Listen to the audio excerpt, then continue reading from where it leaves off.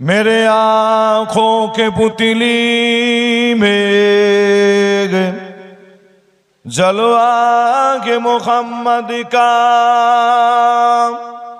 मेरे दिल के आईना में नक्शा के मोहम्मद का।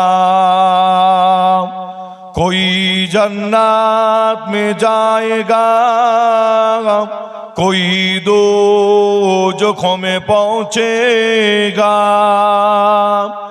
मदीने की तरफ दौड़ेगा दीवाना मोहम्मद का।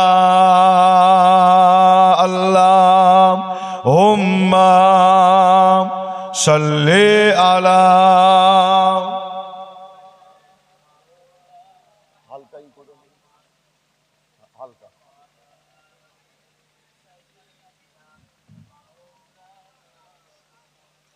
दरो शरीफ अल्लाहुम्मा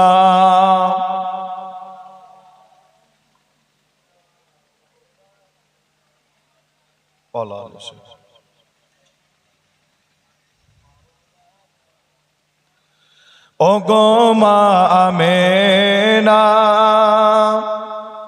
তোমার কোরে ঘরে রহমত খোদার পরে জোরে জোরে। ও গো মা আমেনা তোমার কোরে ঘরে রহমত খোদার পরে জোরে জোরে। সাহাবী চমন চমে ধন্য গোলাপ নামটি তাহার মাখা মোহাম্মদ রাসূল। আব্বার মাজা দেখতে নবীজি আম্মা জান সাথে, আম্মা যে বিদায় নিলে ফিরে আসার পথে।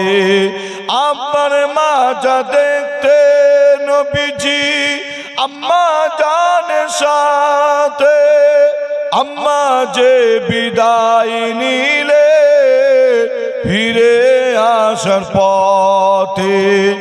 আব্বা আম্মা বিদায় নিলে আল্লাহরি দরবারে রহমত খোদার পরে জোরে জোরে। আল্লাহুম্মা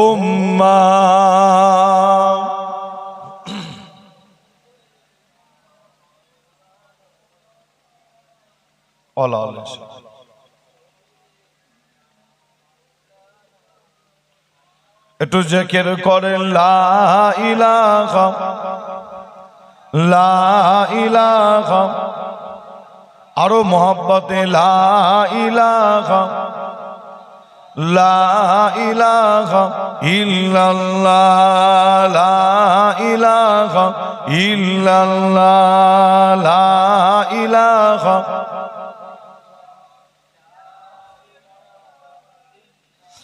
লা ইলাহা ইল্লাল্লাহ লা ইলাহা ইল্লাল্লাহ লা ইলাহা ইল্লাল্লাহ লা ইলাহা ইল্লাল্লাহ লা ইলাহা ইল্লাল্লাহ লা ইলাহা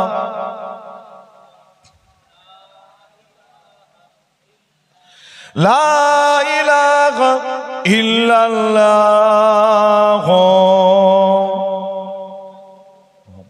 সাল্লাল্লাহু আলাইহি ওয়াসাল্লাম।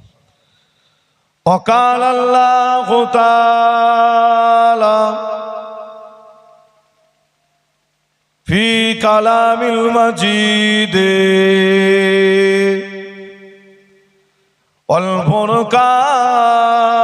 والفرقان الحميد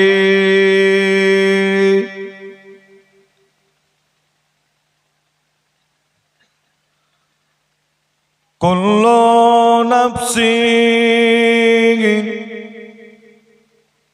যায়িকাতুল মউত।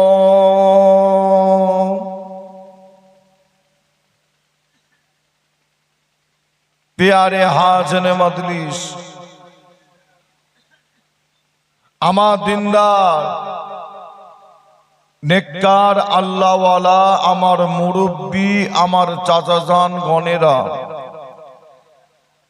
আমার জওয়ান যুবক ভাইয়েরা, পর্দার অন্তরের আড়ালে অবস্থিত আমার মা ও বোনেরা, ওলামায়ে কেরাম, হাফেজে কোরআন, আল্লাহ তাআলার হাজী বান্দা গণেরা, আমার গ্রামবাসী ভাইজানেরা, দূর দূরান্ত দেখেন আগত আমার ভাইজান, আজকে কারের এই জলসা মাহফিলের কমিটি সাহাবান গণেরা, খেদমাতে আপনাদের কাছে এসে হাজির হয়েছি। সেই ফুরফুরা দরবার শরীফ থেকে আমি গুনাহগার আসিম বিল্লাহ সিদ্দিকী, আপনাদেরই ছোট ভাই, ছোট ছেলে হিসাবে আজ আপনাদের এই মাহফিলে, আপনাদের দুয়ার মজলিসে, আপনাদের গ্রামে, আপনাদের পাড়ায়, আপনাদের এলাকায় আমি গুনাহগার এসে সর্বপ্রথমেই আলোচনা শুরু করার আগে আল্লাহর কোরআন শরীফ থেকে একটা ছোট্ট আয়াত আপনাদের কাছে পেশ করেছি, আপনাদের কাছে বলেছি, আপনাদের কাছে একটি ছোট্ট আয়াত আপনাদের কাছে রেখেছি। নিশ্চয়ই আমার জবান থেকে আপনারা আয়াতটা শুনেছেন। যদি কোনো ভাই, যদি কোনো চাচা, যদি কোনো মা বোন বলেন আয়াতটা আমি শুনিনি, আর একবার বলেন, আমরা সকলেই আর একবার শুনতে চাই। তবে আয়াতটা বলার আগে আমি আসিম বিল্লাহ, আর একবার বলার আগে আমি আসিম বিল্লাহ বলে থাকি, পৃথিবীর জমিনে আজও এমনও কিছু মুসলমানের ঘরে ছেলে মেয়ে আছে, আল্লাহর কোরআন শরীফটাকে যদি খুলে দেওয়া হয় কোরআন শরীফ পড়তে পারবে না। আজও পৃথিবীর জমিনে এমনও মুসলমানের ঘরে ছেলে মেয়ে আছে না নাই? কি নাই? এই মজলিসে, এই মাহফিলে, এই গ্রামে, এই পাড়ায় যদি খোঁজ করা যায়, অনেক মানুষ, অনেক ব্যক্তি, অনেক মা বোন আছেন, আল্লাহর কোরআন শরীফ খুলে দিলে অনেকে কোরআন শরীফটা পড়তে পারবে না। তবে আমি আসিম বিল্লাহ সিদ্দিকী বলি, কোরআন শরীফ যিনি পড়তে পারে না, লক্ষ্য করে দেখবেন ওই ব্যক্তিটা আল্লাহর কোরআন শরীফটাকে কিন্তু অপমান করে না। ঠিক না ভুল? অপমান করে কি? যে কোরআন শরীফ পড়তে পারে না, লক্ষ্য করে দেখবেন ওই ব্যক্তিটা কোরআন শরীফটা হাতে করে নিয়ে বুকের মধ্যে সম্মানের সাথে জড়ায়, কোরআন শরীফে দুটো ঠোঁট দিয়ে চুমো দেয়, কোরআন শরীফটা সম্মানের সাথে মাথার উপরে তোলে। কোরআন পড়তে পারে না, এক কথায় কোরআনকে সম্মান করে। ঠিক না ভুল? যে তবে আমি আসিম বিল্লাহ সিদ্দিকী এই কোরআন শরীফের কথা যখন বলেছি, একটু বলতে হয়। লক্ষ্য করে দেখবেন বর্তমান সময় সারা পৃথিবী জুড়ে কঠিন একটা প্ল্যান, বর্তমান সময় সারা পৃথিবী জুড়ে কঠিন একটা চক্রান্ত চালানো হয়। কি?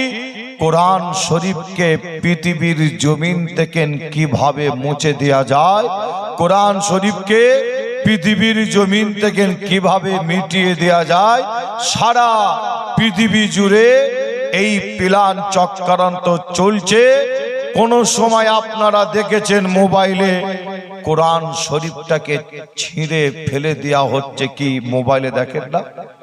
আবার কোন সময় আমরা দেখি কোরআন শরীফের ওপরে পা দিয়ে দাঁড়িয়ে ছবি তুলে মোবাইলে পোস্ট অর্থাৎ ছবি তুলে সোশ্যাল মিডিয়ায় ছেড়েছে। আবারও কোনো সময় আমরা লক্ষ্য করে দেখি কোরআন শরীফের গায়ে আগুন পর্যন্ত লাগানো হয়েছে। যে হ্যাঁ, তবে আপনাদের ছোট ভাই ছেলে হিসাবে জানায়, সারা পৃথিবীতে অনেক ধর্ম আছে, প্রত্যেক ধর্মের একটা গাইড বুক, প্রত্যেক ধর্মের একটা বই আছে। যে তবে আসিম বিল্লাহ সিদ্দিকী আমি বলি যে প্রত্যেক ধর্মের গাইড বুক এবং বইকে আমরা মুসলমান কোনো সময় আমরা অপমান করি না। আর আমি আসিম বিল্লাহ সিদ্দিকী পীরের ঘরের বাচ্চা হিসাবে আমি আপনাদের বলবো না যে আপনারা অপমান করেন। যে তাদের গাইড বুক আছে, প্রত্যেক ধর্মের একটা গাইড বুক বই আছে।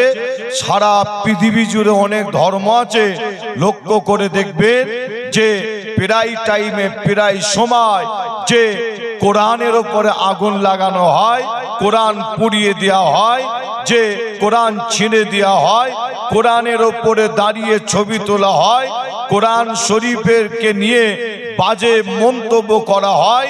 যে আপনাদের ছোট ভাই ছেলে হিসাবে জানাই, একটাই কারণ, অন্য কিছু কারণ নাই। কারণটা হচ্ছে কি জানেন? আমার আল্লাহ মুসলমানদের এমন একটা গাইড বুক, এমন একটা বই দিয়েছেন যে তবে আপনাদের যারাই এই কোরআন শরীফের কাছে যারাই আগিয়ে গেছে, যে কোরআন নিয়ে যারা গবেষণা করেছে, যে কোরআনের একটা ভুল দ্বারা যারা ধরার জন্য কোরআনকে নিয়ে গবেষণা করেছে, ভুল পাওয়া তো দূরের কথা, যে যত গবেষণা করে তত তাড়াতাড়ি তারা ঈমান এনে কলমা পড়ে মুসলমান হয়ে যায়। জোরে বলুন, জোরে হবে না? আপনারা নাম শুনেছেন একটা দেশের নাম আমেরিকা, নিশ্চয়ই নাম শুনেছেন।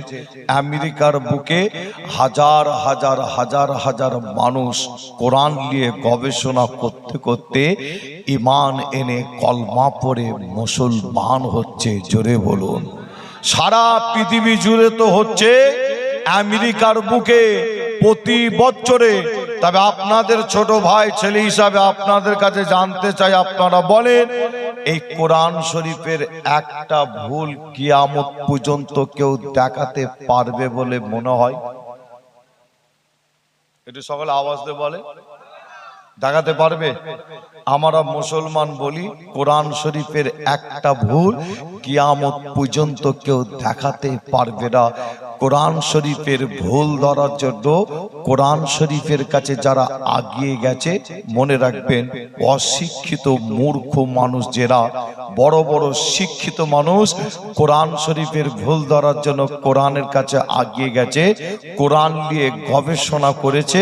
এই শিক্ষিত মানুষ গবেষণা করতে করতে কোরআনের ভুল পাওয়া তো দূরের কথা, যারা কোরআনের ভুল ধরার জন্য কোরআনের কাছে যারা আগিয়ে গেছে, কোরআনের ভুল পাওয়া তো দূরের কথা, তারা তত তাড়াতাড়ি ঈমান এনে কলমা পড়ে মুসলমান হয়ে গেছে। আরেকবার জোরে বলুন, জোরে হবে না? সেই কোরআন শরীফ থেকে আমি আসিম বিল্লাহ সিদ্দিকী একটা ছোট্ট আয়াত আপনাদের কাছে বলেছি। যে এই আয়াতটার বলার একটাই কারণ হলো আজকে আপনারা এই দোয়ার মজলিসটা করছেন কবরবাসী, যে যেনারা আল্লাহর ডাকে সাড়া দিয়েছেন তাদের রুহের মাগফিরাতের জন্য।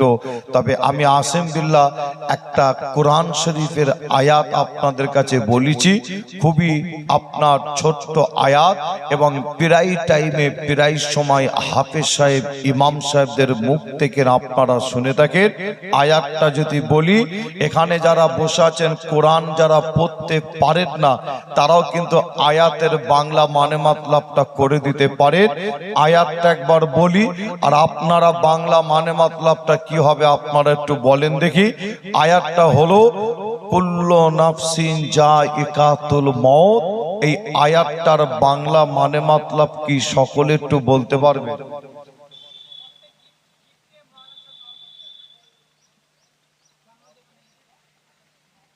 কোরআন শরীফ যারা পড়তে পারে না তারাও কিন্তু এই আয়াতটা মানে মতলব করতে পারেন। তার কারণ আপনারা প্রায় টাইমে প্রায় সময় হাফেজ সাহেবদের মুখ থেকে, ইমাম সাহেবদের মুখ থেকে, মাওলানা সাহেবদের মুখ থেকে প্রায় টাইমে শুনে থাকেন।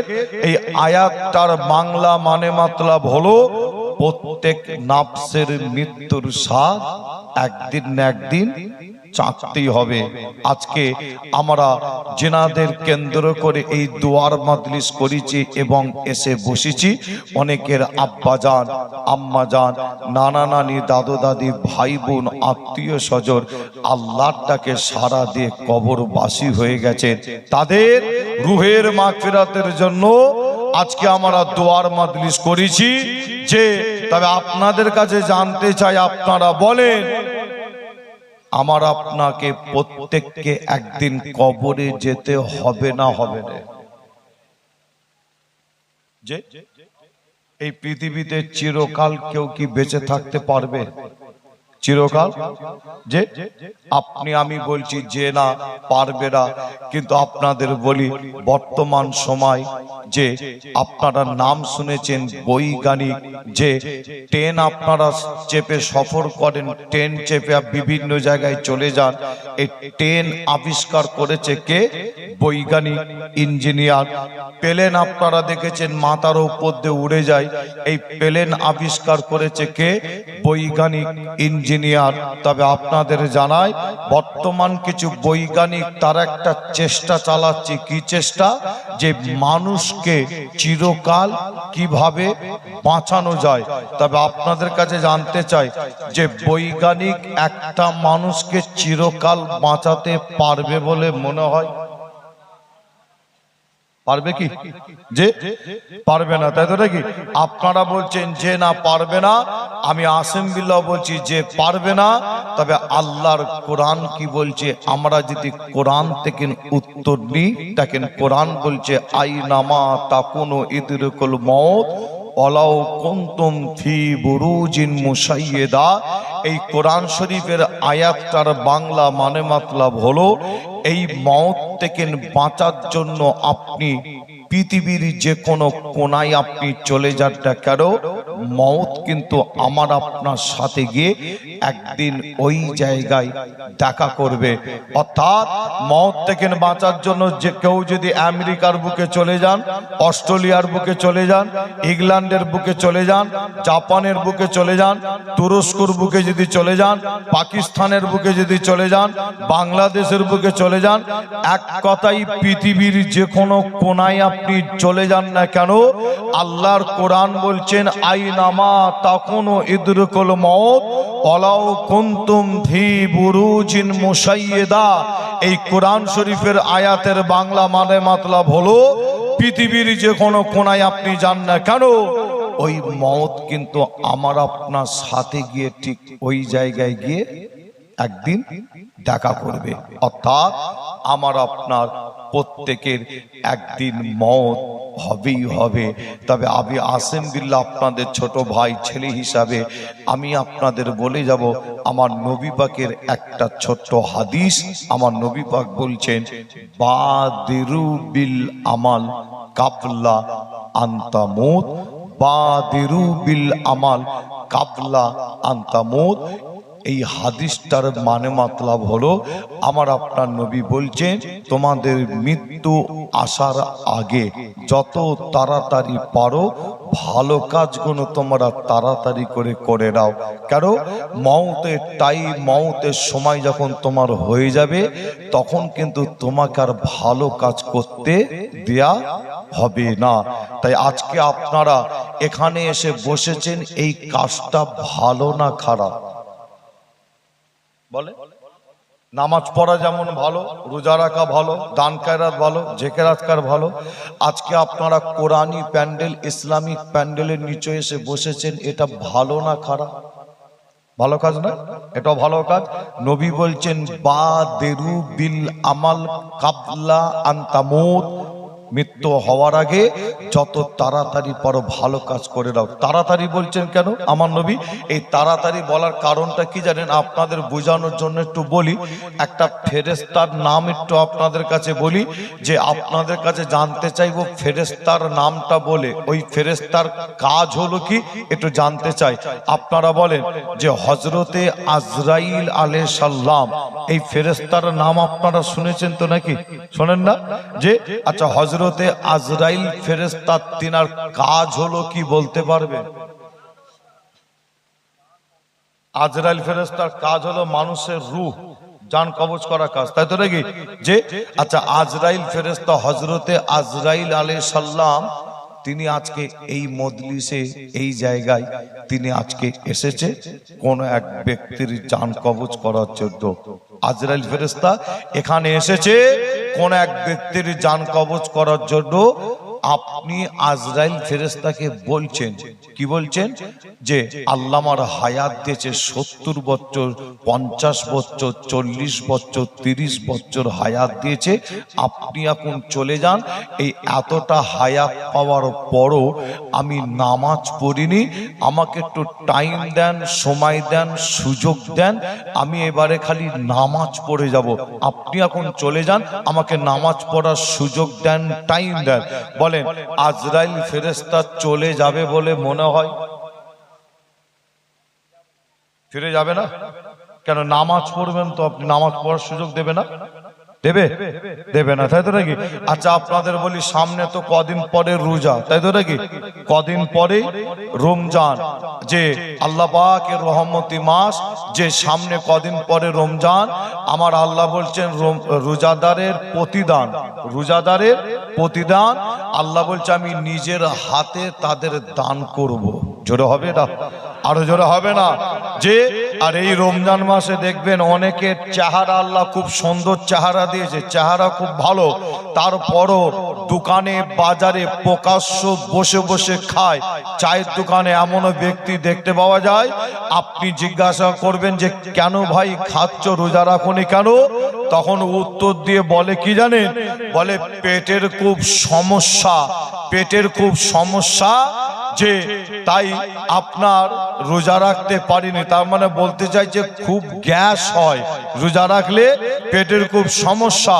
বলে ওই ব্যক্তিটা যদি আজরাইল ফেরেশতাকে বলে আমি এতদিন হায়াত পেয়েছি, হায়াত পাওয়ার পরও আমি রোজা রাখিনি, আপনি এখন একটু চলে যান, পরে আসবেন, আমি খালি এবারে রোজা খালি রেখে যাব। বলেন আজরাইল ফেরেশতা ওই ব্যক্তিকে রোজা রাখার সুযোগ বা টাইম দেবে বলে মনে হয়? টাইম দেবে? রোজা রাখা ভালো না খারাপ? ভালো কাজ, তাই তো নাকি? তবে আমি আপনাদের ছোট ভাই ছেলে হিসাবে আজকে আপনাদের বলে যাব, আমার নবী পাকের এই একটা হাদিস আপনারা একটু মাথায় রাখবেন। সেটা হচ্ছে কি, বাদিরু বিল আমাল কাবলা আনতামুত। আমার নবী বলছেন যত তাড়াতাড়ি পারো ভালো কাজগুলোকে তাড়াতাড়ি করে করে দাও। কেন? মওতের টাইম, মওতের সময় যখন হয়ে যাবে আর তোমাকে ভালো কাজ করতে দেওয়া হবে না। ভালো কাজ যদি করতে পারো আল্লাহর জান্নাত তুমি পাবে। জোরে বলুন, জোরে হবে না? মুসলমানের ঘরে ছেলে মেয়েরা, বাড়া তরুণেরা, আয়ামা নওজওয়ান যুবকেরা, পর্দার অন্তরালে মা বোনেরা, এ আমার নবী প্রেমিকেরা, তাই আমি আসিম বিল্লাহ আপনাদের ছোট ভাই, ছোট ছেলে হিসাবে আপনাদের জানিয়ে দিয়ে যায়, এ যুবকেরা, আজকে আমরা যে কবরবাসীদের রুহের মাগফিরাতের জন্য এই দুয়ার মজলিসটা করেছি, মনে রাখবে তিনারাও কিন্তু আমাদের মতন আপনার পাশে বসে সুবহানাল্লাহ, আলহামদুলিল্লাহ, নারে তাকবীর, আল্লাহু আকবার দিতে আপনার পাশে বসে সুবহানাল্লাহ, আলহামদুলিল্লাহ, নারে তাকবীর, আল্লাহু আকবার দিতে আজ তিনি কিন্তু আমাদের মাঝে নাই। আল্লাহ ডাকে সাড়া দিয়ে কবরবাসী হয়ে গেছে। এ যুবকেরা, আয়াবার নবী প্রেমিকেরা, মনে রাখবেন আপনাকেও আমাকেও কবরে যেতে হবে, এই কবরে প্রত্যেককে যেতে হবে। কিন্তু কবরে যাওয়ার আগে কবরের কিছু কাজ, আখিরাতের কিছু কাজ, মাশারের কিছু কাজ আপনাকে আমাকে করতে হয়। খালি দুনিয়ার চিন্তা, দুনিয়ার ভাবনা নিয়ে আমাকে আপনাকে পড়ে থাকলে হবে না। এ যুবকেরা, দুনিয়ার চিন্তা, দুনিয়ার ভাবনা অবশ্যই আপনি ভাবেন। এ মুরব্বী চাচা জানেরা, আল্লাহ আপনার সন্তান দিয়েছে, অবশ্যই আপনি ভাবেন আপনার একটা বাড়ি আছে, দুটো বাড়ি করবেন কিভাবে, আপনার জমিতে কতটা ফসলে লাভ হবে, আপনার দোকানে কতটা লাভ হবে, আপনার কারবারে ব্যবসাতে কতটা লাভ হবে। অবশ্যই আপনি ভাবেন। এই ভাবনাটা, এই চিন্তাটা আমাদের জন্য হারাম না, এটা হলো জায়েজ। তবে আপনাদের জানিয়ে দিয়ে যায়, এই দুনিয়া চিন্তার পাশাপাশি আর একটা চিন্তা, আর একটা ভাবনা আছে, যে চিন্তাটা আমরা অনেকে করি না, যেটা হলো কবরের চিন্তা, আখিরাতের চিন্তা, মাশারের চিন্তা, কিয়ামতের দিনের চিন্তা। আমার আপনার নবী জানার, যে ব্যক্তিটা দুনিয়া চিন্তার পাশাপাশি আখিরাতের চিন্তাটা করলো, আল্লাহ নবী জানার ওই ব্যক্তিটাই হলো একজন উত্তম ব্যক্তি। আরো জোরে বলুন সুবহানাল্লাহ। দুনিয়ার চিন্তা আপনাকে আমাকে করতে কিন্তু নিষেধ করা হচ্ছে যে না, দুনিয়ার চিন্তা অবশ্যই আপনি করেন। আপনি দোকান চালান, আপনি ব্যবসা করেন, আপনি কারবার করেন, আপনি চাষাবাদ করেন, এই চিন্তা, এই ভাবনা আমার আপনার জন্য হারাম নয়, এটা জায়েজ। কিন্তু দুনিয়ার চিন্তার পাশাপাশি আর একটা চিন্তা আছে মুসলমানের, যেটা আমরা অনেকে করি না, যেটা হলো কবরের চিন্তা, আখিরাতের চিন্তা, মাহশারের চিন্তা, কিয়ামতের দিনের চিন্তা। আমি আপনি দুনিয়ার চিন্তার পাশাপাশি যদি আখিরাতের চিন্তাটা একটু করতে পারি, আল্লাহর নবী জানান ওই ব্যক্তিটাই হচ্ছে একজন উত্তম ব্যক্তি। জোরে বলুন, আর একটু জোরে হবে না? যে আপনাদের ছোট ভাই ছেলে হিসাবে আপনাদের কাছে একটু বলে যায়, কিতাবের মধ্যে পাওয়া যাচ্ছে একজন বাদশা ছিল, বাদশা। সেই বাদশার শখ হয়েছে, কি শখ? আমি একটু জঙ্গলের ভেতরে যাব শিকার করতে। শিকার, বাদশার শখ হয়েছে শিকার করতে যাব। বাদশা করেছে হাতে একটা বন্দুক নিয়ে, ঘোড়ার পিঠের উপরে বসেছে। বাদশার সাথে লোকজন, বাদশা বলে কথা, তার সাথে লোকজন। বাদশা ঘোড়ার পিঠের উপরে চেপে জঙ্গলের ভেতরে যাচ্ছেন শিকার করতে। এই রাস্তাতে যাওয়ার পথে জঙ্গলের ভেতরে যখন প্রবেশ করছে, হঠাৎ করে বাদশা দেখতে পায় রাস্তার মাঝখানে একটা মুসাফির দাঁড়িয়ে আছে। মুসাফিরটা দাঁড়িয়ে বাদশাকে বলছে, বাদশা একবার আপনি দাঁড়ান, আপনার সাথে আমার কিছু কথা আছে। বাদশা ঘোড়ার পিঠের ওপর থেকে চেপে মুসাফিরকে বলছে, মুসাফির তুমি এখন রাস্তা থেকে দূরে সরে দাঁড়াও, তোমার সাথে কথা বলার এখন আমার টাইম নাই, সময় নাই, তুমি এখন রাস্তা থেকে সরে যাও। কিন্তু মুসাফির রাস্তা থেকে সরে না, রাস্তার মাঝখানে দাঁড়িয়ে বাদশাকে আবার বলে, বাদশা একবার আপনি দাঁড়ান, আপনার সাথে আমার কিছু কথা আছে। যে বাদশা ঘোড়ার পিঠের উপরে চেপে আবার মুসাফিরকে বলছে, মুসাফির আমি এখন শিকারে বার হয়েছি শিকার করতে, আমি তোমার সাথে পরে কথা বলবো, রাস্তা থেকে তুমি এখন সরে যাও। যে বাদশা কিন্তু এই কথা যখন মুসাফিরকে বলে, মুসাফির কিন্তু রাস্তা থেকে সরে না, রাস্তার মাঝখানে দাঁড়িয়ে আছে। বাদশা যখন দেখছে মুসাফির আমার কথা শুনছে না, ওই সময় বাদশা হুকুম দিয়েছিল, মুসাফির কি হয়েছে বলো, আমি তোমার কথা শুনতে রাজি আছি, কি হয়েছে বলো। ওই সময় মুসাফির বলছে, কি জানেন, আমি যে আপনাকে কথাটা বলতে চাই ওইভাবে কথাটা বলতে চাইছি না। কেন? আপনার মাথাটাকে ঘোড়ার পিঠের ওপর থেকে একটু যদি নিচু করে দেন, আমি আপনার কানে কানে কথাটা বলতে চাই। বাদশাহ ঘোড়ার পিঠের ওপর থেকে মাথা নিচু করে দিয়েছিলেন, মুসাফির সাজে বাদশার কানে কানে গিয়ে বলছে যে আমি হলাম সেই হযরতে আজরাইল আলাইহিস সালাম, আল্লাহ পাক আমাকে পাঠিয়েছে আপনার রূহ জানটা কবজ করার জন্য। বাদশা শুনে ওই সময় বলেছিল কি জানে, বাদশা শুনে বলেছিল যে তাহলে আপনি আমাকে একটু টাইম দেন, একটু সময় দেন। কিন্তু মুসাফির সাজে হযরতে আজরাইল আলাইহিস সালাম বলছেন আল্লাহর হুকুম হয়ে গেছে, এই টাইমে এই সময় আপনার জানটা কবজ করা হবে। বাদশা বলছে আপনি আমাকে একটু টাইম দেন, একটু সময় দেন। কিন্তু মুসাফির সাজে হযরতে আজরাইল আলাইহিস সালাম বলছেন কোনো টাইম দেয়া হবে না, এই টাইমে এই সময় আপনার জানটা কবজ করা হবে।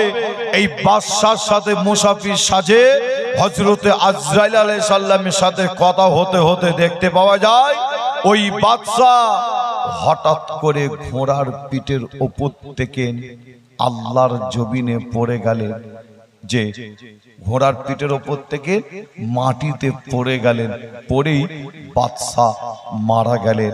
যে অনেক মওতের খবর আপনারা অনেক সময় শুনে থাকেন, সেটা হচ্ছে কি অমুক গ্রামের অমুক পাড়ার যুবক ছেলেটা বাইক অ্যাক্সিডেন্ট করে মারা গেছে। এমনও মওতের খবর কি আপনারা শোনেন না? শোনেন তো নাকি? যে আবার এমনও মওতের খবর হঠাৎ করে চলে আসে কি অমুক গ্রামের অমুক পাড়ার অমুক ব্যক্তিটা বাস অ্যাক্সিডেন্ট ট্রেন অ্যাক্সিডেন্ট করে মারা গেছে।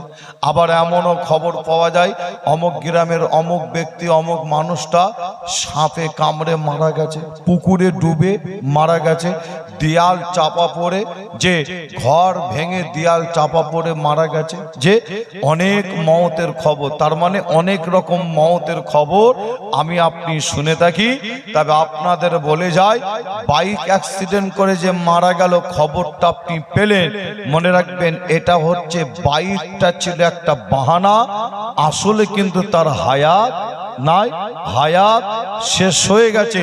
যে সাপে কামড়ে পুকুরে ডুবে দেয়াল চাপা পড়ে যে ট্রেনে বাসে অ্যাক্সিডেন্ট হয়ে যত রকমের খবর পান, মনে রাখবেন এগুলো হচ্ছে একটা একটা করে বাহানা, এগুলো হচ্ছে বাহানা, আসলে কিন্তু হায়াত নাই, হায়াত কিন্তু শেষ।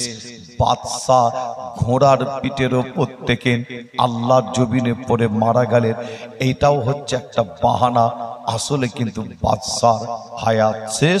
তাই আমার আল্লাহ কোরআন শরীফের মধ্যে জানিয়ে দিয়েছেন কি ইজা জাআলাহুম লা ইস্তাখিরুনা শাআতাও ওয়ালা ইস্তাকদিমুন।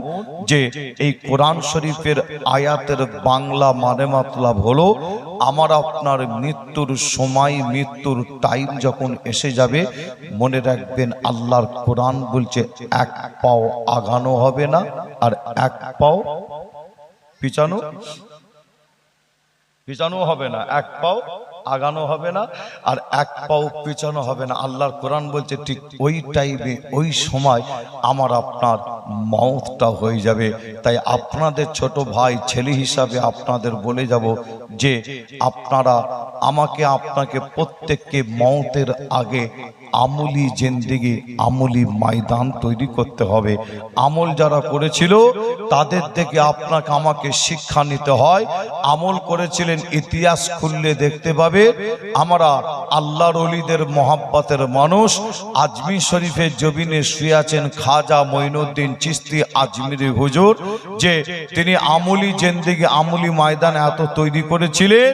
ইন্তেকালের পরে দেখতে পাওয়া যায় খাজা হুজুরের কপালের ওপরে আল্লাহর তরফ থেকে একটা আরবি জবানে লেখা হয়েছিল কি খাজা হাবিবুল্লাহে মাতা গিবুল্লাহ।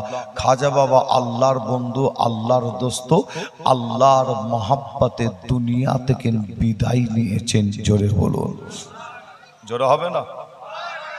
আর একটু জোরে বলবেন না?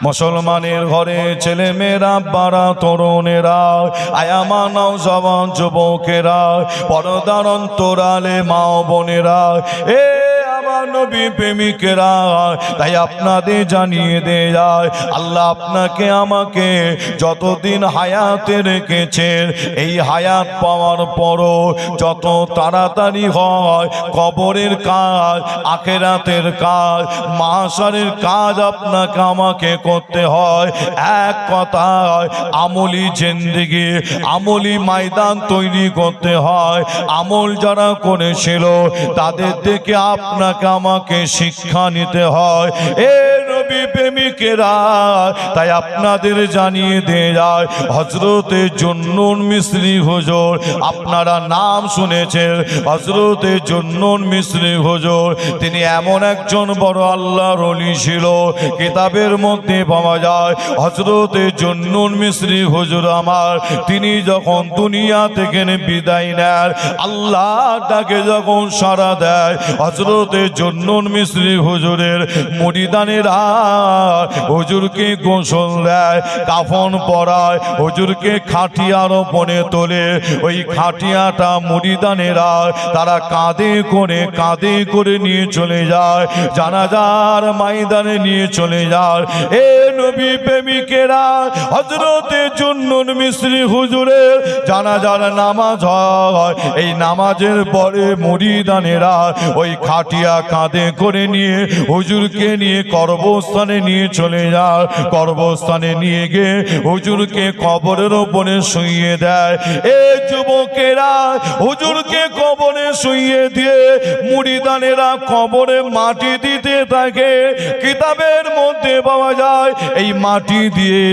মুরিদানেরা যে যার বাড়ির দিকে চলে যেতে লাগে কিছু মুরিদানেরা হুজুরের কবরে মাটি দিয়ে তারা বাড়ির দিকে ফিরে যাচ্ছিল কবরস্থান থেকে হেঁটে বার হচ্ছিল এ যুবকেরা ওই সময় মুরিদানদের মনের মধ্যে হয় হুজুরকে এই কবরে একা রেখে চলে যাব না হুজুরকে তারা মহাব্বত করত বড়টা ভালোবাসতো এই না মনে করে হুজুরের মুরিদানেরা ওই সময় হুজুরের কবরটার দিকে ঘুরে তাকিয়ে দেখে এই ঘুরে তাকিয়ে দেখার সাথে সাথে দেখতে পায় হুজুরের কাঁচা কবরের ওপরে আল্লাহ তরফ থেকে একটা আরবি জবানে লেখা হয়ে গিয়েছিল জুন্নুন হাবিবুল্লাহকে মিনাশ শৌকে কাতিরুল্লাহ জুন্নুন আল্লাহর বন্ধু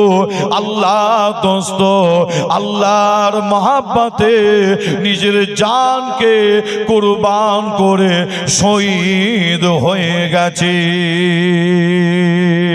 আরো জোরে বলুন সুবহানাল্লাহ এ নবী প্রেমিকেরা খাজা হুজুরের কপালের উপরে আরবি জবানে লেখা হলো জুন্নুন মিসরি হুজুরের কবরের উপরে কাঁচা কবরের উপরে লেখা হলো তবে আপনাদের জানিয়ে দিয়ে যায় একটা দুটো আল্লাহর ওলির কথা বলতে পারি যে না এ যুবকেরা পৃথিবীর জমিনে যত আল্লাহর ওলি এসেছিলেন যত আল্লাহর ওলি আছেন তবে আপনাদের জানিয়ে দিয়ে যায় ইনারা যখন আল্লাহটাকে সাড়া দিয়ে কবরবাসী হয়েছেন একটা একটা করে নমুনা দেখতে পাওয়া গেছে আরো জোরে বলুন সুবহানাল্লাহ এ নবী প্রেমিকেরা আয়ামা নবীর উম্মত উম্মতিরা তবে আপনাদের জানিয়ে দিয়ে যায় আমলি জিন্দেগি আমলি ময়দান তৈরি করতে হয় আর আমলি জিন্দেগি আমলি ময়দান তৈরি করতে গেলে মনে রাখবেন আল্লাহর ঘর মসজিদে যেতে হয় নামাজ পড়তে হয় খোদাকে সেজদা দিতে হয় এই যুবকেরা আপনি যখন খোদাকে সেজদা যখন দেবেন খোদাকে সেজদা দিতে দিতে দেখতে পাবেন আপনার মধ্যে যত খারাপি নোংরা আছে এই সেজদা দেওয়ার ওসিলায় এই খারাপি নোংরা গুলো আপনার থেকে দূরে সরে যাচ্ছে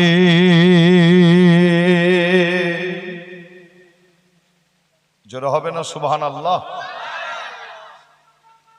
আমলি জিন্দেগি, আমলি ময়দান তৈরি করতে গেলে মনে রাখবেন আল্লাহর ঘর মসজিদে যেতে হয়, নামাজ পড়তে হয়, খোদাকে সেজদা দিতে হয়। আল্লাহু আকবার। আমি আসিম বিল্লাহ সিদ্দিকী প্রায় মাহফিলে একটা কথা বলে থাকি, আপনাদের কাছেও বলি যে এই সেজদার মধ্যে আল্লাহ এত মজা দিয়েছে, যারা খোদাকে সেজদা দেয় তিনারা জানে, অর্থাৎ যারা নামাজ পড়ে তিনারাই জানে আল্লাহ এই সেজদার মধ্যে এত মজা দিয়েছে। আল্লাহ আপনাকে দুনিয়া আখিরাতে আল্লাহ আপনাকে কোনো জায়গায় কমতি রাখবে না। জোরে বলো, আর একটু জোরে হবে না? যে সেজদার মধ্যে আল্লাহ এত মজা দিয়েছে। তবে আপনাদের ছোট ভাই ছেলে হিসাবে আপনাদের জানাই, একটি হাদিস শরীফের নাম মনে পড়ে, কি নাম? বুখারী শরীফ বলে একটি হাদিস শরীফ আছে। আর এই হাদিস শরীফটা খুললে আপনি দেখতে পাবেন মুসলমানের প্রথম যুদ্ধ, ইসলামের প্রথম যুদ্ধ, যুদ্ধটার নাম একটু মনে রাখবেন। কি যুদ্ধ? যুদ্ধটার নাম হচ্ছে বদরের যুদ্ধ, বদরের লড়াই। মুসলমানের প্রথম যুদ্ধ হয়েছিল বদরের যুদ্ধ, বদরের লড়াই। আর ওই যুদ্ধের ময়দানে যে মাত্র 313টা মুসলমানের সংখ্যা ছিল, কতজন? ইসলামকে জিন্দা করার জন্য মাত্র 313টা মুসলমান যুদ্ধের ময়দানে হাজির হয়েছিল, আমার নবীর পাশে দাঁড়িয়েছিলেন। আর ওই 313টা মুসলমানকে মেরে শেষ করে দেওয়ার জন্য, ইসলামকে মিটিয়ে দেওয়ার জন্য ওই যুদ্ধের ময়দানে আর একদিকে দাঁড়িয়ে আছে 1000 কাফের, আর একদিকে দাঁড়িয়ে আছে, কাফেরের সংখ্যা কতজন? 1000, আর মুসলমান হচ্ছে 313টা। দেখেন এই সেজদার মধ্যে আল্লাহ এত মজা দিয়েছে, এই বলতে গিয়ে হাদিস শরীফের কথাটা একটু মনে পড়ে যায়। মুসলমানের প্রথম যুদ্ধ, ইসলামের প্রথম যুদ্ধ। আর ওই যুদ্ধের ময়দানে যুদ্ধ শুরু করার আগে আপনাদের জানায় 1000 কাফেরের মাথায় লক্ষ্য করে দেখা যায়, 1000 কাফেরের মাথায় যুদ্ধ করার জন্য হেলমেট, 1000 কাফেরের শরীরে দেখা যায় যুদ্ধ করার জন্য লোহার ড্রেস।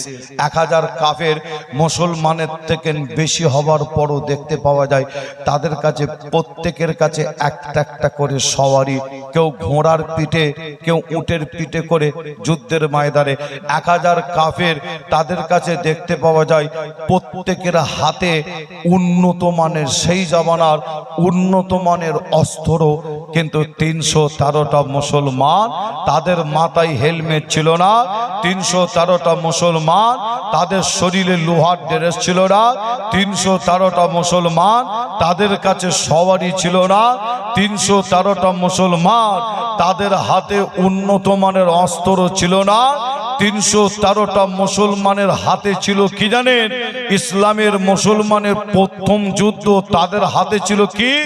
যে ওই 313টা মুসলমানের হাতে ছিল মাত্র খাজুর গাছের ডাল ছিল। খাজুর গাছের ডাল নিয়ে 313টা মুসলমান আমার নবীর সাথে দাঁড়িয়ে আছে, আর একদিকে 1000 কাফের দাঁড়িয়ে আছে। এই যুদ্ধ শুরু করার আগে আমার আপনার নবীকে লক্ষ্য করে দেখা যায়, যুদ্ধ শুরু হবে তার আগে আমার আপনার নবী করেছিলেন কি জানেন? বদরের যুদ্ধের ময়দানে আমার আপনার নবী যে আল্লাহর দরবারে সেজদায় পড়ে গেলেন, মরুভূমির উপরে, বালুর উপরে আমার নবী সেজদায় পড়ে গিয়ে আল্লাহর দরবারে চোখের পানি ফেলে ফেলে কাঁদেন। বুখারী শরীফ সাক্ষী দিচ্ছে এত কান্না কাঁদছেন আমার আপনার নবী। ওই রকম কান্না আমার আপনার নবী খুব কম কেঁদেছিলেন। এত কাঁদছেন, আল্লাহর নবীর চোখের পানিটা, আমার আপনার নবীর চোখের পানি গড়িয়ে গড়িয়ে বদরের জমিনের বালুটা, যুদ্ধের ময়দানের বালু ভিজে গিয়ে, আর ওই বালু আল্লাহর নবীর কপালে লেগে গিয়েছিল। আমার আপনার নবী কেঁদে কেঁদে আল্লাহকে বলছেন, আল্লাহ এই বদরের জমিনে যদি 313টা মুসলমান শেষ হয়ে যায়, আল্লাহ আপনাকে আল্লাহ বলার মতো, আমাকে নবী বলার মতো আর কাউকে খুঁজে পাওয়া যাবে না। আল্লাহ আপনি আমাদের উপরে রহমত করুন, আল্লাহ আপনি আমাদের হেফাজত করুন।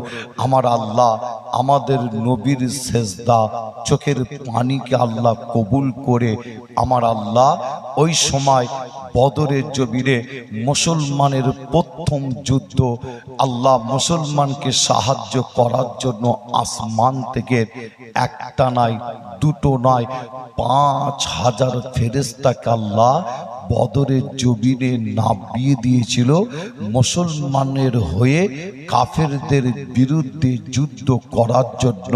একবার জোরে বলুন, জোরে হবে না? একটা দুটো ফেরেশতা নাই, 5000 ফেরেশতাকে আল্লাহ আসমান থেকে পাঠাচ্ছে নবীর সেজদাকে কবুল করে। আল্লাহু আকবার। 5000 ফেরেশতা বদরের জমিনে নামছে আসমান থেকে মুসলমানদের হয়ে কাফেরদের বিরুদ্ধে, ইসলামের হয়ে কাফেরদের বিরুদ্ধে যে যুদ্ধ করবে ফেরেশতা যে। তবে আমি আপনাদের কাছে একটু জানতে চাই, আপনারা বলেন যে বদরের জমিনে কাফেরের সংখ্যা কতজন ছিল? কাফের হচ্ছে 1000, কাফের ফেরেশতা হচ্ছে কতজন? 5000 ফেরেশতা। কাফের 1000, ফেরেশতা 5000। আচ্ছা, 1000 কাফেরকে আল্লাহ ধ্বংস করার জন্য 5000 ফেরেশতা, এত ফেরেশতা পাঠালেন যে, তার মানে এত ফেরেশতা আমার আল্লাহ যদি মনে করতেন আসমান থেকে কিছু ফেরেশতা পাঠাবে আর ওই কিছু ফেরেশতা এসে 1000 কাফেরকে ধ্বংস করে দিতে পারতো কি পারতো না? পারতো তো নাকি? কিন্তু 5000 এত ফেরেশতাকে আল্লাহ পাঠালেন কেন? কারণ কি? বুখারী শরীফের মধ্যে একটা নাম পাওয়া যাচ্ছে, যে নামটা আপনারা শুনলে অবাক হবেন। কি নাম? প্রায় টাইমে প্রায় সময় আপনারাও নামটা শুনে থাকেন। নামটা হলো কি? ইবলিস শয়তান। কি নামটা শোনেন না আপনারা? ইবলিস শয়তান। বুখারী শরীফের মধ্যে পাওয়া যাচ্ছে 5000 এত ফেরেশতাকে আল্লাহ পাঠানোর কারণ ইবলিস শয়তান যুদ্ধের ময়দানে কিন্তু হাজির ছিল। ইবলিস শয়তান চুপ করে বসেছিল। যেরা ইবলিস শয়তান করছিল কি জানেন? সে তার নিজের হাজার হাজার হাজার হাজার হাজার হাজার সৈন্য বাহিনীকে বদরের জমিনে নামাচ্ছে কাফেরদের পক্ষে মুসলমানদের বিরুদ্ধে যুদ্ধ করার জন্য। আমার আল্লাহ পাক ওই সময় থাকতে না পেরে আসমান থেকে একটা নয়, দুটো নয়, 5000 ফেরেশতাকে আল্লাহ বদরের জমিনে পাঠিয়ে দিয়ে ওই বদরের ময়দানে দ্বীন ইসলামকে আল্লাহ জিন্দা করেছিলেন। একবার জোরে বলুন। আর একটু জোরে হবে না? আর একটু জোরে বলবেন না? একবার দরুদ শরীফ আল্লাহুম্মা।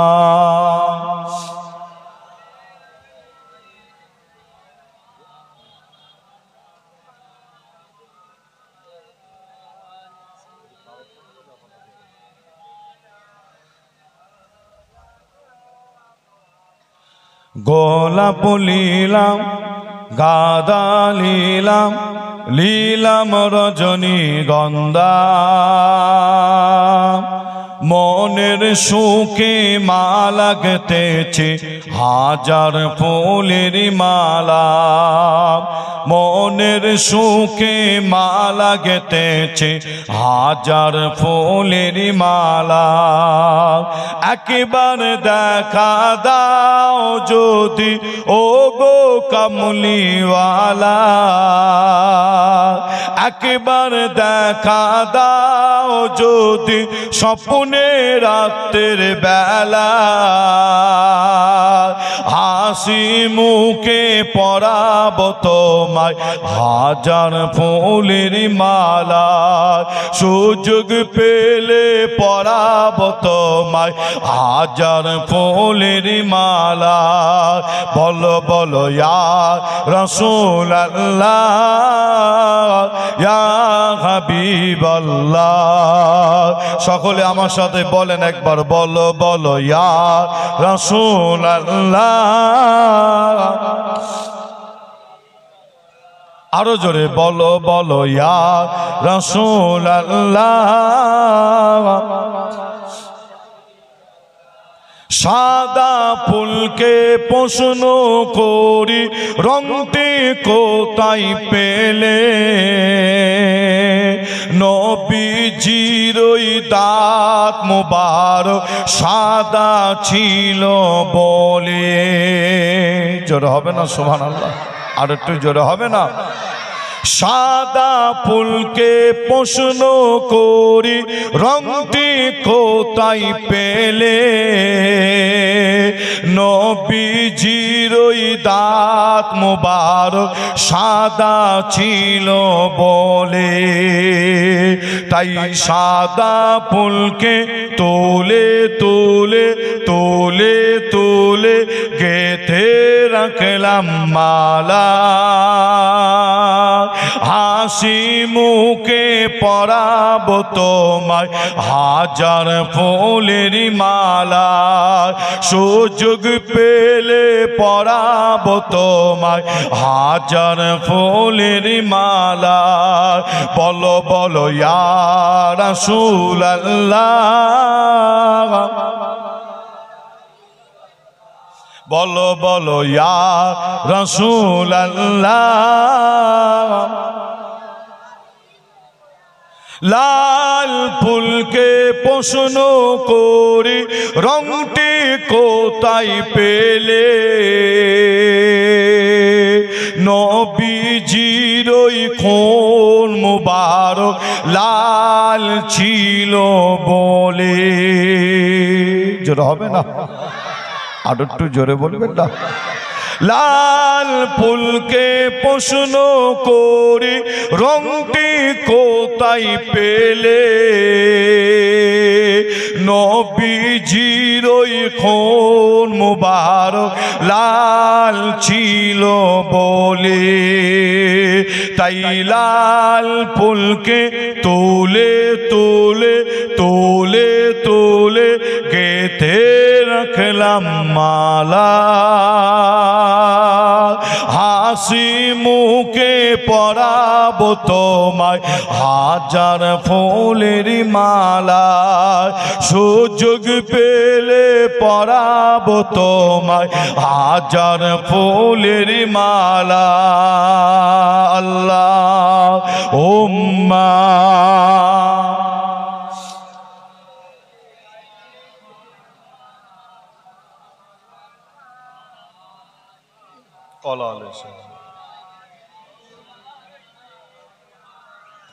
আমার দিনদার ইমানদার নেককার আল্লাহওয়ালা ভাইজানেরা জওয়ান যুবকেরা পর্দার অন্তরের আড়ালে অবস্থিত আমার মা ও বোনেরা আপনাদের খেদমতে আল্লাহ পাক কোরআন হাদিস থেকে দু চার কথা বলার তৌফিক দিয়েছেন আল্লাহ আমাদের সকলকে বেশি বেশি আমল করার তৌফিক দান করেন জোরে বলুন আল্লাহুম্মা আমিন আর একটু জোরে হবে না প্রত্যেককে আল্লাহ আমলি জিন্দেগি আমলি ময়দান তৈরি করার তৌফিক দান করেন যে এই রমজান মাস আসছে এমনও ব্যক্তি আছে যে খারাপ বলবো না ভালো অবশ্যই ভালো যে দেখবেন এক মাস নামাজ পড়ে তারপরে সারা বছর আর মসজিদে কি খুঁজে পাওয়া যায় সারা বছর আর খুঁজে পাওয়া যায় না এক মাস পরে কিন্তু সারা বছর আর খুঁজে পাওয়া যায় না তবে যিনি এক মাস পড়ছেন আমি খারাপ বলছি না ভালো যে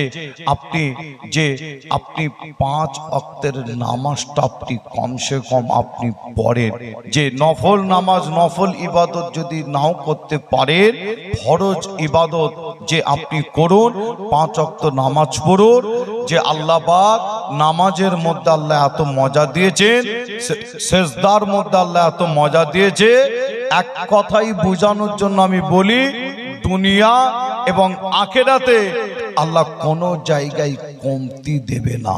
জোরে বলুন সুবহানাল্লাহ। আর একটু জোরে হবে না? যে অনেকে তাবিজ নেয়, আবার তাবিজ নেয় না। আমি আসিম বিল্লাহ সিদ্দিকী আমুক পীরজাদা হিসাবে আমিও তাবিজ দিই, কিন্তু আমি আসিম বিল্লাহ সিদ্দিকী বলি কি জানে, যে অনেকে এসে বলে ভাইজান আমি একটা তাবিজ দেন, আমি ইনকাম করি, ইনকামের দিক থেকে কোনো অসুবিধা নাই, ইনকাম খুব ভালো, কিন্তু আমার বাড়িতে সব সময় অশান্তি ঝামেলা লেগে আছে, একটা তাবিজ দেন। আবার এমনও ব্যক্তি এসে বলে আমার দোকানে কারবারে ব্যবসাতে যেন লাভ হয়, একটা তাবিজ দেন।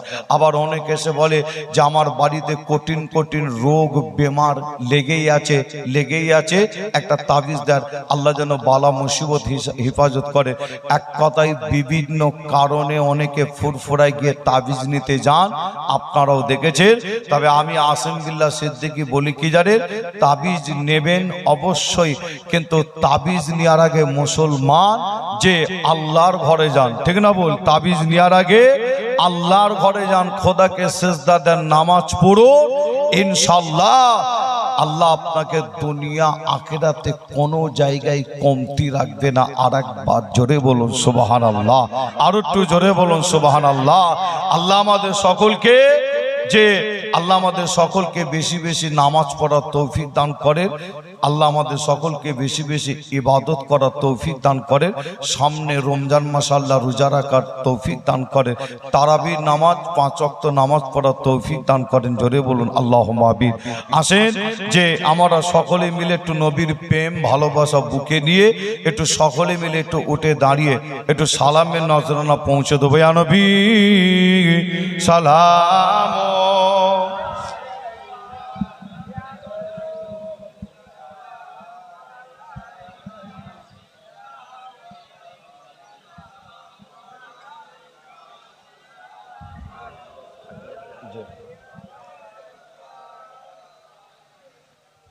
আমার ভাই এবং চাচা আপনাদের অনুরোধ করব, যদি একটু আগে আগে আসতেন, পিছনের দিকে আপনার অনেকে দাঁড়াতে পারছে না, একটু আগে আগে আসেন। হ্যাঁ, একটু আগে আগে এসে আসেন। আল্লাহ পাক আপনাদের বসা এবং দাঁড়ানোকে আল্লাহ কবুল করেন। জোরে বলুন আল্লাহুম্মা আমিন।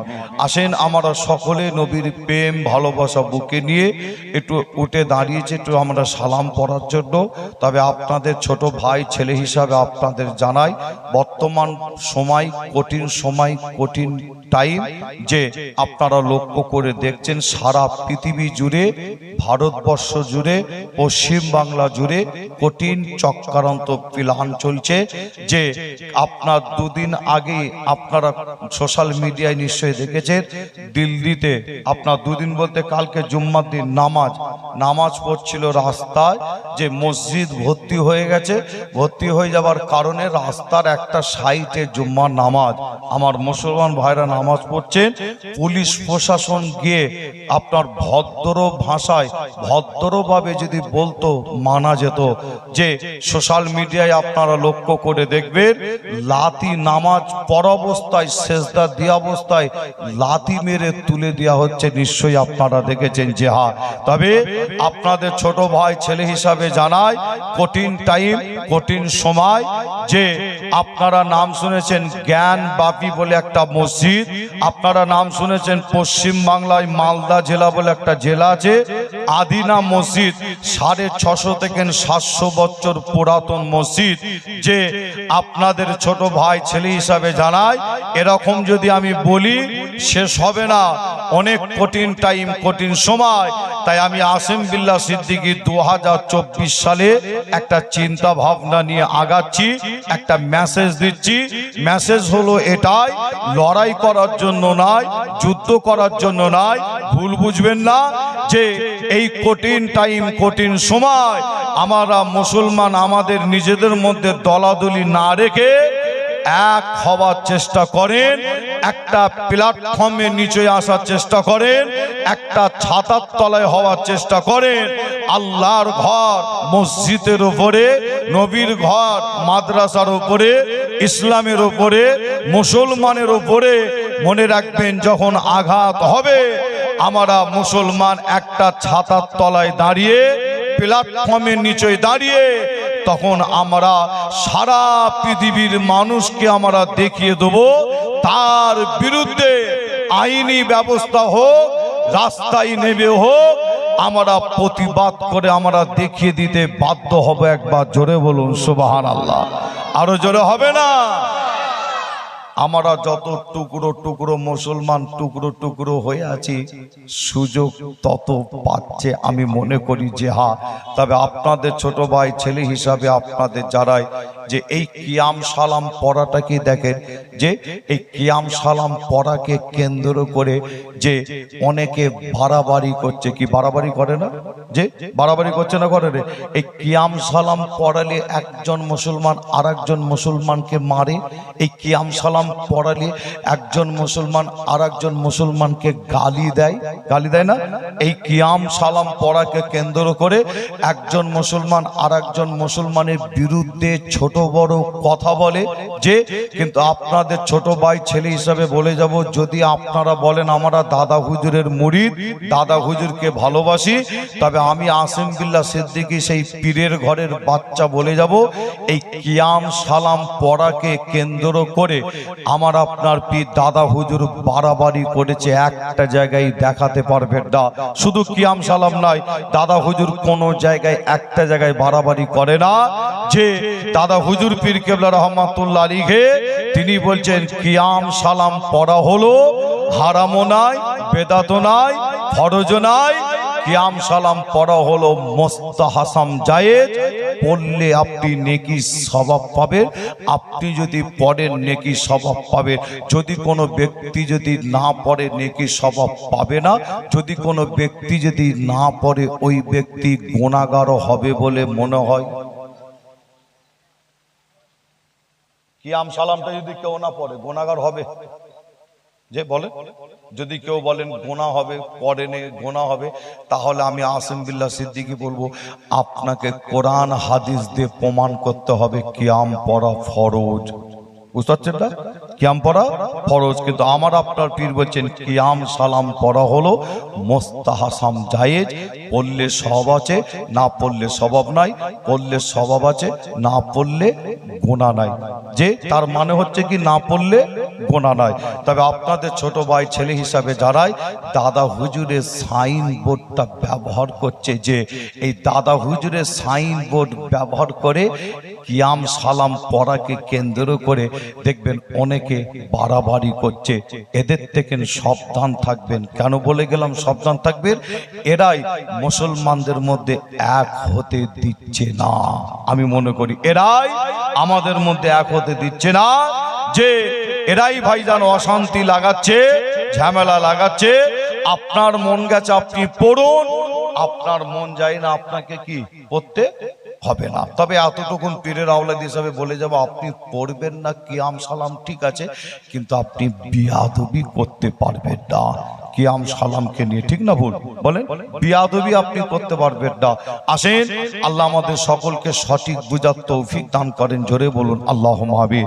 আসেন আমরা সকলে মিলে নবীর প্রেম ভালোবাসা বুকে নিয়ে একটু জোরে আওয়াজের সাথে আমার একটু সালাম পড়িয়া নবী সালাম।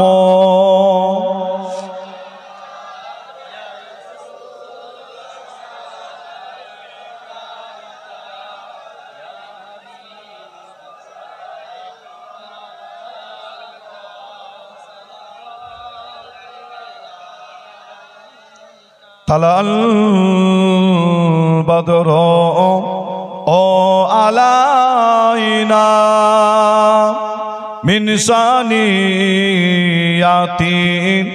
এ বিদায় ওয়াজাবার শুকরু আলাইনা মাদালিল্লাহ আকিদায়ে সালাম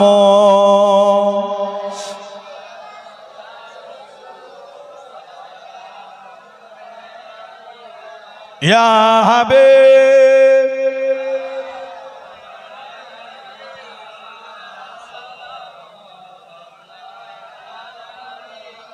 জিবরাইল দিলেন এ যে আওয়াজ খুলে দাও আসমান আনের দোয়ার এসেছে নবী দান সারদার করিতে আল্লাহ ও দিদার ইয়া নবী সালাম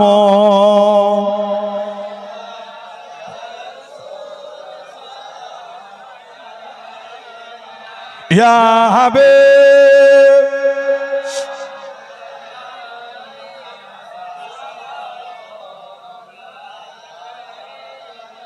নবীজি রাব্বা আব্দুল্লাহ নবীজি রাম্মা আমেনা নবীজির দুদুমা আহালিমা আমার নবীজি রওজা আমদিনা ইয়া নবী সালাম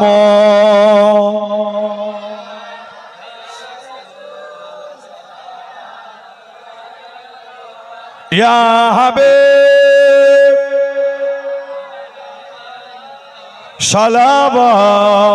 সালাওয়াতুল্লাহ আলাইকা সকলে বসুন ইয়া রাব্বি সাল্লাবে কামালিহি কাসবাদ যাবে জামালিহি হাসানাত জামিয়াকুন সালিহি সাল্লু আলাইহি ওয়া আলিহি দুরূদ শরীফ আল্লাহুম্মা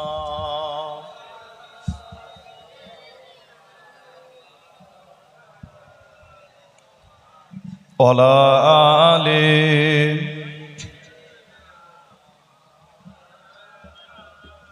দুরূদ শরীফ আল্লাহুম্মা সাল্লি আলা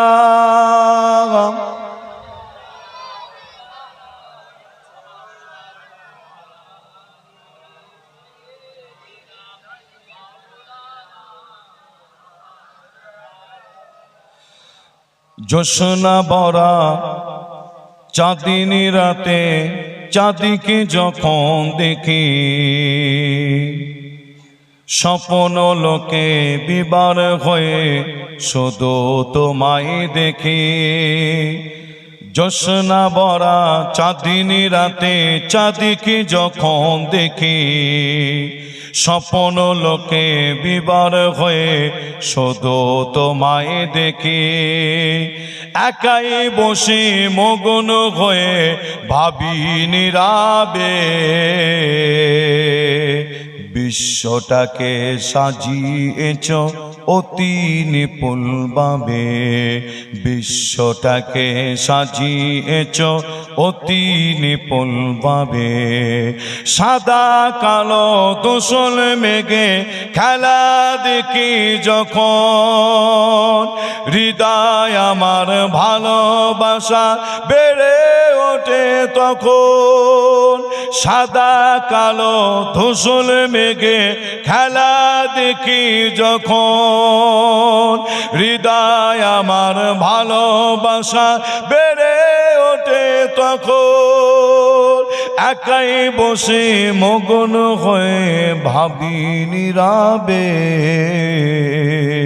বিশ্বটাকে সাজিয়েছ অতি নিপুণভাবে বিশ্বটাকে সাজিয়েছ অতি নিপুণভাবে জোসনা ভরা চাঁদিনী রাতে চাঁদিকে যখন দেখি স্বপ্ন লোকে বিবার হয়ে শুধু তোমায় দেখি আল্লাহ হুম্মা সাল্লি আলা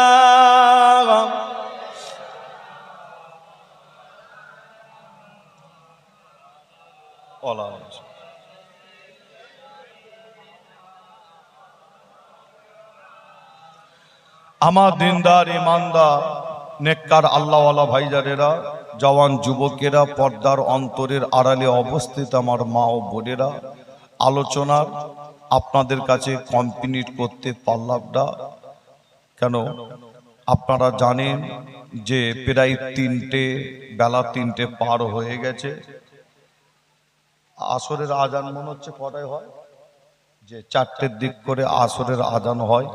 যে আপনারা জানেন প্রতি বছরে নাই এবছরও দোয়ার মজলিস করা হয়েছে। আলোচনা করতে গেলে আবার সময়ও লাগে, তাই তো নাকি? আলোচনা করতে গেলে সময়ও লাগে, পাশাপাশি একটু আবার খেদমতের ব্যাপার আছে। যে জলসা করতে গেলে আবার যে কালেকশনের দিকে আসলে আবার সমস্যা হয়ে যাবে, কালেকশনও আবার করতে গেলে একটু সময় লাগে, লাগে না?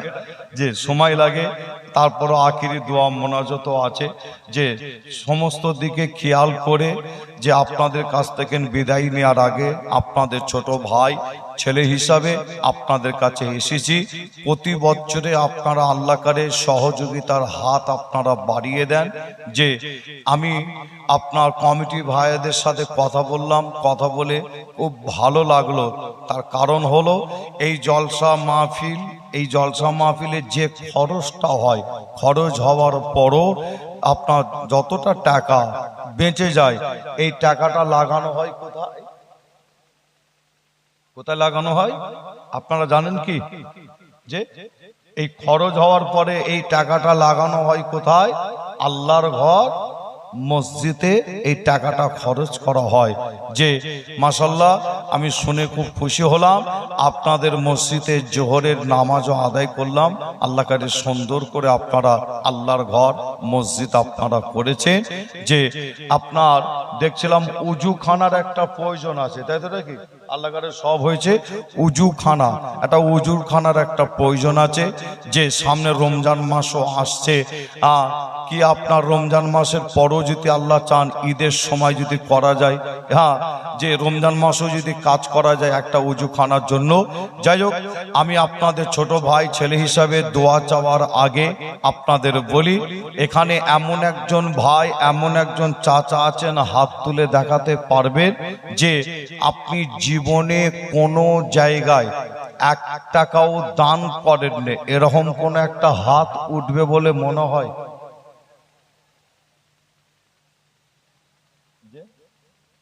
এখানে যদি একটা হাত তুলতে বলি 1 টাকা দান করেননি, এরকম কোন একজন হাত তুলে দেখান, একটাও হাত উঠবে? আমার মনে হয় উঠবে না। আপনি যেখানে আপনি বিভিন্ন জায়গায় আপনি দান করে থাকেন, আল্লাহ আপনাকে তৌফিক দিক, আরো বেশি বেশি দান করেন। বিভিন্ন নিয়ত নিয়ে দান আপনারা করেন। তবে আপনাদের আজকে জানাই, আজকে দোয়ার মজলিসটা করা হয়েছে কবরবাসীদের রুহের মাগফিরাতের জন্য। তার ওপরে কিছু আলোচনা করেছি আমি, গুনাহগার, আল্লাহ করিয়েছেন। যে তবে আপনাদের কাছে বলি, আজকে আপনারা দান করবেন, বিভিন্ন নিয়ত আপনারা রাখবেন, কারবার, ব্যবসা বাণিজ্য, চাষ আবাদ, দোকান, বিভিন্ন নিয়ত রাখবেন। একটা খাস নিয়তে আপনারা দান করবেন। কি নিয়ত? আপনার আব্বা আম্মা, নানা নানি, দাদু দাদি, ভাই বোন, স্বামী স্ত্রী, আত্মীয় স্বজন যারা আল্লাহর ডাকে সাড়া দিয়েছে, তাদের রুহের মাগফিরাতের জন্য আপনারা একটু নিয়ত করে দান করবেন।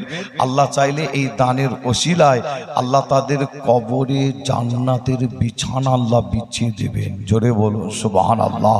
যে মিসকাত শরীফের মধ্যে পাওয়া যায়, যে ব্যক্তি মারা যায়, মারা যাওয়ার পরও আমার আল্লাহ তার 3টা আমলনামাকে কিয়ামত পর্যন্ত কবরে চালু রাখেন। জোরে বলুন সুবহানাল্লাহ। আছে এমন একজন ভাই, এমন একজন চাচা আছে, লগদ দিতে হবে যে না, একজন ভাই, এমন একজন চাচা আছেন যে আপনার নাম লিখাবেন, ওয়াদা নাম লিখাবেন, এমন একজন আছেন 5,000 টাকা ওয়াদা করবেন একজন।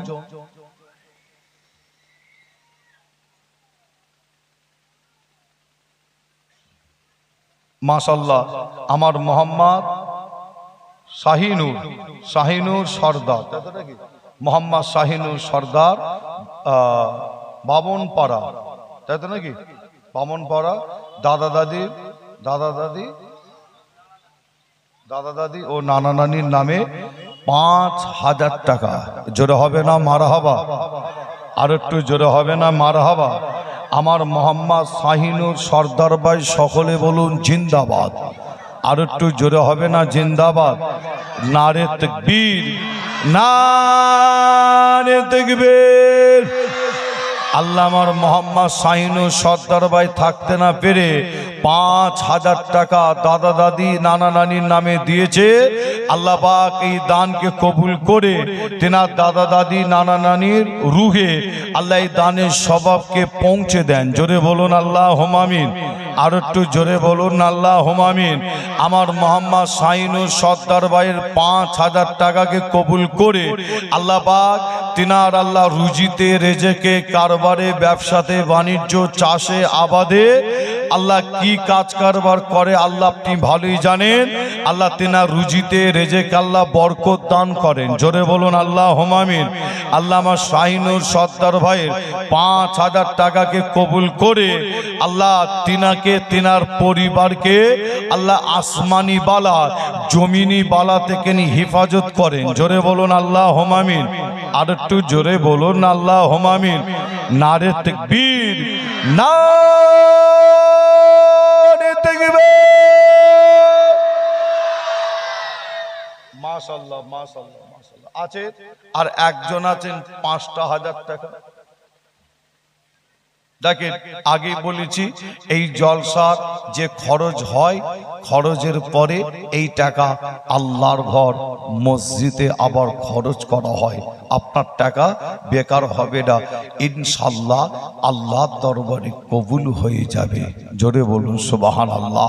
আছেন এমন একজন ভাই, এমন একজন আর একজন ভাই আর একজন চাচা আছে আল্লাহর ঘর যে আপনার কাবা শরীফ নবী রওজা শরীফ যাবেন নিয়ত করেন।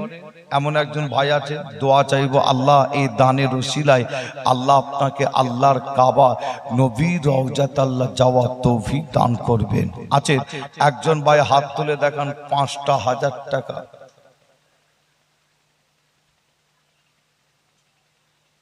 আর একজন আছেন 5,000 টাকা। আব্বাজানের রুহের মাগফিরাতের জন্য আম্মাজান আল্লাহর ডাকে সাড়া দিয়েছেন, তিনার রুহের মাগফিরাতের জন্য, যে আব্বা মায়ের রুহের মাগফিরাতের জন্য, যে নানা নানিদের রুহের মাগফিরাতের জন্য, ভাইয়ের নামে বোনের নামে স্বামী স্ত্রীর নামে যে 5,000 টাকা। আর একজন এমন কোন নবী প্রেমিক রসুল প্রেমিক আছে যে দোয়া চাই আল্লাহ আপনার এই দানকে কবুল করে মুজাদ্দিদুল জামান দাদা হুজুরের নেক দোয়া নেক ফয়েজ নিয়ার জন্য আর একজন 5,000 টাকা।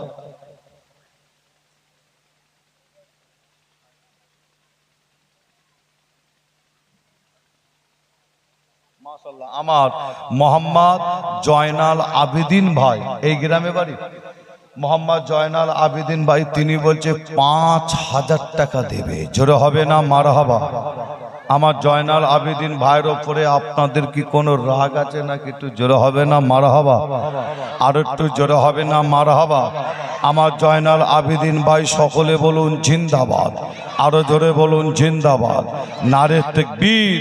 আল্লাহ আমার জয়নাল আবেদিন ভাই থাকতে না পেরে 5,000 টাকা দেবেন।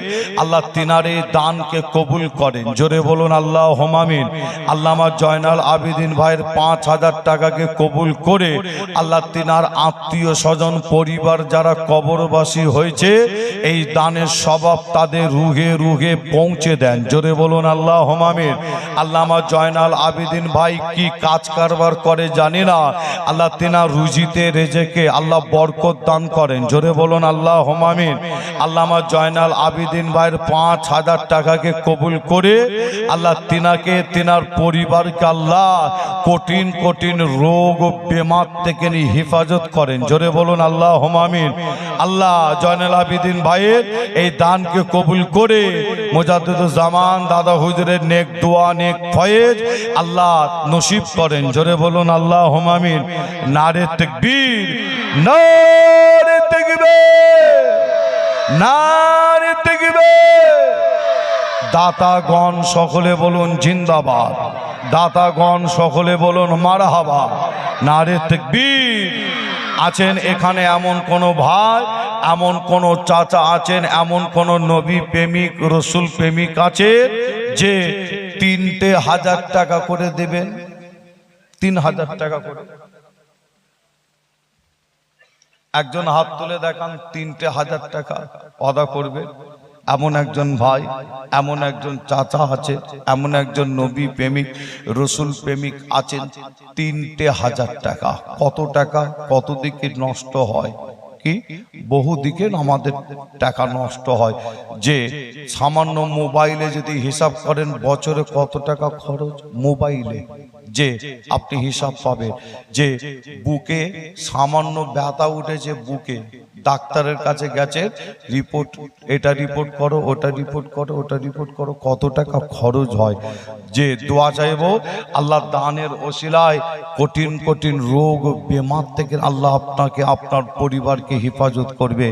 আছে এমন একজন ভাই, এমন একজন চাচা আছেন, 3,000 টাকা,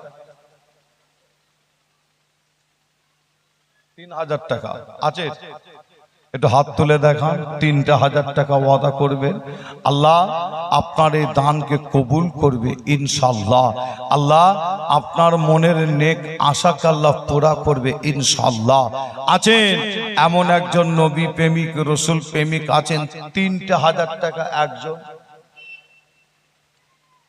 3,000 টাকা, একটু হাত তুলে দেখান, ইনশাআল্লাহ হবে ইনশাআল্লাহ।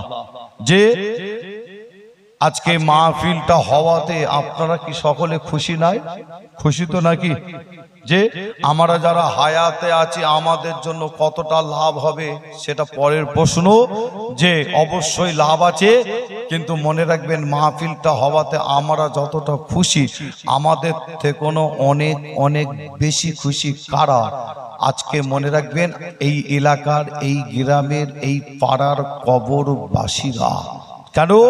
তারা কবরে শুয়ে শুয়ে সোনার মানিকদের মুখের দিকে তাকিয়ে আছে একটা আশা করে। কি আশা? আমার সোনার মানিকেরা আমাদের রুহে কখন একটু স্বভাব পাঠায়। যে আছেন এমন একজন ভাই, এমন একজন চাচা আছেন, কবরবাসীর নামে 3,000 টাকা একজন আছেন, একটু হাত তুলে দেখা। 3,000, বেশি নয়, একটু হাত তুলে দেখান, আল্লাহ আপনার দান কবুল করবে ইনশাআল্লাহ।